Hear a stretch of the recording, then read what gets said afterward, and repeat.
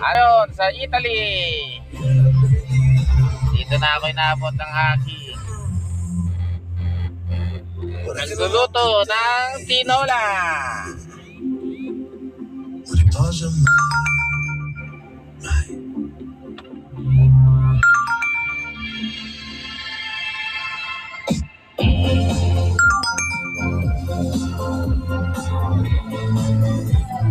Lakas ng hangin.